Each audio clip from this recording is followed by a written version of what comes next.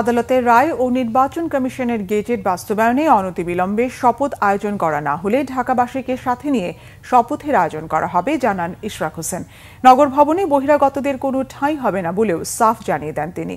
ঈদে নগরবাসীর সেবা ও জনভোগান্তি বিবেচনায় আন্দোলন আপাতত শিথিল করা হয়েছে। মিরাজ হোসেন গাজীর রিপোর্ট। ঢাকা দক্ষিণ সিটি কর্পোরেশনের নগর ভবনে সকাল থেকেই চলছিল অবস্থান কর্মসূচি। আদালতের রায় ও নির্বাচন কমিশনের প্রজ্ঞাপনের পরও ইশরাক হোসেনকে মেয়রের দায়িত্ব বুঝিয়ে দিচ্ছে না স্থানীয় সরকার মন্ত্রণালয়। বিক্ষোভকারীরা বলেন, সংশ্লিষ্ট মন্ত্রণালয়ের উপদেষ্টা সংবিধান লঙ্ঘন করেছেন। আদালত যখন রায় দেয় তখন সরকার যখন ন্যায় বিচার প্রতিষ্ঠা করতে পারে না, স্বভাবত কারণেই আমাদের প্রশ্ন জাগবে আগামী দিনে বাংলাদেশ কিভাবে চলবে। সেটা হল আসিম মাহমুদ সাহেব। এই আসিম মাহমুদ সাহেবের কালো হস্তক্ষেপের কালো হাতের ছোবলের জন্য আজকে আমরা নগরবাসীরা অতিষ্ঠ হয়ে আছি। বৈধ মেয়রকে সে দিচ্ছে না, অথচ আসিফ ভুঁইয়ার পিএস সে শত শত কোটি দুর্নীতি লুপাট করতেছে। এখন সে বাইরে যাচ্ছে, এখন ধরা খাওয়ার পরে তাকে সাসপেন্ড করতেছে কেন?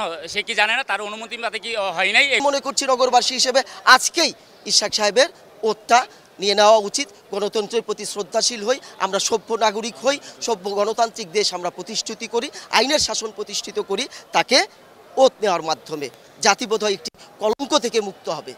আন্দোলনকারীদের প্রতি সংহতি জানাতে বেলা ৩টার দিকে নগর ভবনে আসেন ইশরাক হোসেন। এ সময় ইশরাক হোসেন বলেন, সরকার আইন, আদালত ও সংবিধান কিছুই মানছে না।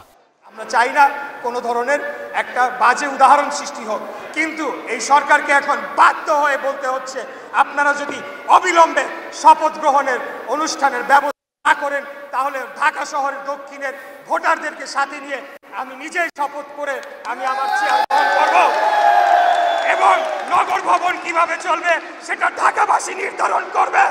কোন বহিরাগত উপদেষ্টা বা বহিরাগত কোন প্রশাসক দিয়ে এই নগর ভবন পরিচালনা করতে দেওয়া হবে না, হবে না, হবে না।